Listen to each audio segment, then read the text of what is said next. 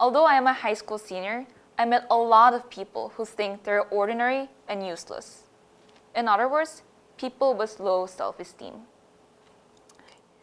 The only way my young mind could console them was to love yourself. I know it was not the best advice, but I didn't know what to comfort them. But now, if I encounter a person with low self-esteem, I wouldn't hesitate to tell them, you are an ordinarily unique person. Ordinarily unique, what a paradox. I know some of you might think it this way, so let me elaborate. I was raised uniquely from my birth. I was born in Hawaii, which made me a dual citizen of the United States of America and South Korea. My name Lani is not a typical Korean name. Well, Lani is a Hawaiian word. It means sky. Korea has a culture of birth name, which is a name given to babies before they are born. Most parents don't give them a normal name, but call them 축복이, a blessing, or 튼튼이, a strongy. For me, my birth name was 하늘, a Korean name for sky. Do you get it now? When my grandparents, who came to Hawaii to meet their first granddaughter, noticed that Lani meant 하늘, they suggested my parents to make Lani my official name, and my parents accepted the suggestion. People tell me that my name is so special and unique, but that has a disadvantage. Whenever I enroll for a new class or make a doctor's appointment, I have to say, no, Lani, for like 3 times, because they would understand it wrong. Most understood as Lanhi or Lahi, but the weirdest one I've ever heard was line. It was my first meeting with a teacher. He came into the room saying, "Good afternoon, Line. How are you?" And I was like, what? These days, I just showed him my ID card for convenience. Another unique part of me would be my thumbs. They're short and wide, unlike other thumbs. When I was young, I thought that everybody has the same thumb as mine.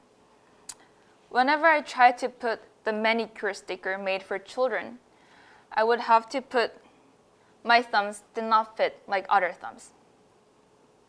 So I put the sticker, which I have to put vertically, horizontally on my thumbnail. I always wondered, why do all the makers of these stickers make the wrong size? I mean, how are we supposed to put them on? Well, it seems like I had the wrong size. Wait, I can't use the word wrong, but unique. When my friends recognized the different appearance of my thumb, they started to tap it on the top or pressed it from the sides, as if it was something rare and valuable. That made me believe more that I am a unique person. I was blinded from the fact that I'm not unique, but it was that my thumbs are unique. My birth, my name, and my thumb. These unusual backgrounds made me think that I was an extraordinary person. But they were only something that I was born with. It was not something that I created by myself, for myself. When I realized that I don't have anything special, I also realized that I was an ordinary girl. An ordinary girl who lives in an apartment in Seoul, just as 1/5 of Koreans. An ordinary girl with an average Korean woman height, 161 centimeters, 5 foot 2 inches. An ordinary girl who likes to watch Netflix after school. I have a normal high school life too. I have an average GPA with a mediocre SAT scores. I joined the debate and NST club in my freshman year, and now the president of both clubs. As I prepare for college application, I realized I'm just an ordinary girl without any special aspects. I'm not a STEM girl or an art person. It's not that I'm interested in business. Despite being a person who likes to learn new languages, I only master Korean and English. I was intimidated when I realized how unattractive I would look to the college admissions. Above all, I felt ordinary in the part where I don't know what to do in the future. What do I have to do for a living? What do I want to do? What do I like? All these answerless questions confused me, and I became more cautious in choosing my major. I felt my identity weakening and degrading as I asked myself how my future would be. However, my ordinary self started to develop my own uniqueness. As I felt pressured for choosing something tremendous and important, like college and my career, I started to focus on trivial things around me. I developed 3 unique things from my ordinary life. Motivation. I used to write books since middle school, as far as I can remember. Although there were fan fictions of Harry Potter and I wrote it with my friend, it became my unexpected and most memorable middle school life. They did not only write fan fictions, but we started to write our own stories. My friend found 90% of the fictional world, and I just wrote some characters and the next line for the story. I believe this process taught me to grow up to write my own story. My pure story ideas came to my head after I went to St. Paul. At first, I got my motivation from other sources, such as the internet or the field of interest. There were these story plot generators on the internet, and I would spin the generator several times and wove the details from the results. Or I would imagine myself working in the, at that moment, field of interest and write down the story. However, now I gain my motivation from somewhere else. I focus on the trivial things that happen in my life or my surroundings. There was a black plastic bag hanging on the tree in front of my apartment. After I realized that the presence of this plastic bag, I came up with a story idea about time travel. Pretty perplexing, isn't it? The theme became time travel because I thought that I saw that plastic bag one day and didn't on the other day. So I wrote about moving from time to time, the period before this black plastic bag was hanged on the tree and after it was tied up on the tree. With this one idea, I started to add more and more details to finish the story plot. I got another novel idea when I was heading home from school. It was a windy day. There were some dried up leaves on a small flower bed. When the wind blew, these dried up leaves would make a rustling noise, making me think that they're talking to me. At that very moment, a new story idea came into my mind. This one was about a girl who could hear the voices of nature, the air, the water, the grass, the mountains, and more. There are more small incidents that led me to a new story, but I should save them up for the memory and the muscle. Memory. I developed my own uniqueness related to memory. Although I do have a good memory, it's not that I remember every minute in my life. It was when my family went to restaurants every weekend that I decided to collect restaurants' business cards.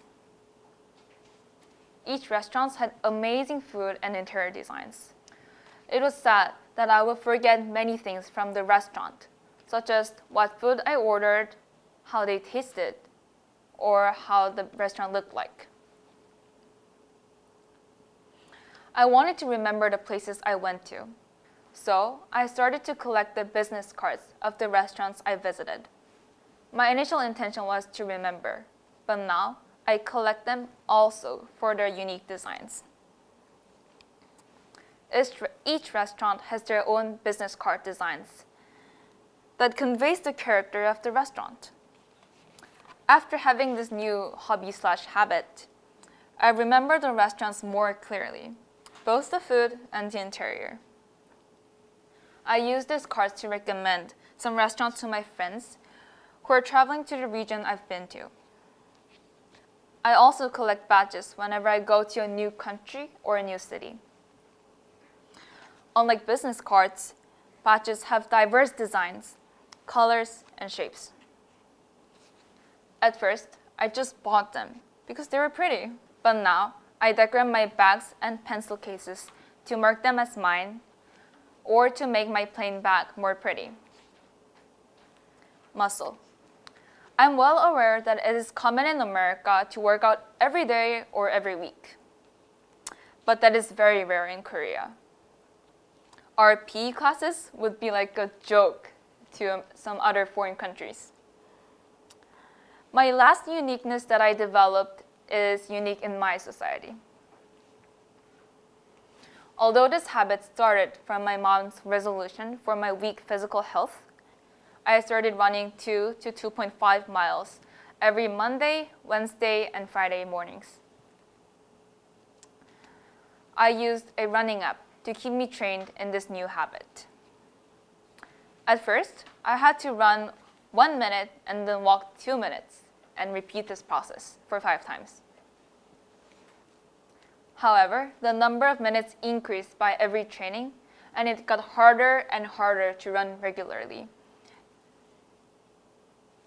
and also increased my running time every lapse. I faced numerous moments of giving up, but I improved to run 30 minutes non-stop. There were circumstances that I couldn't run, such as an exam in the first period or bad weather conditions. It would be a lie if I were sad in such circumstances. However, I felt proud of myself. I mentioned low self-esteem people in the beginning of my speech.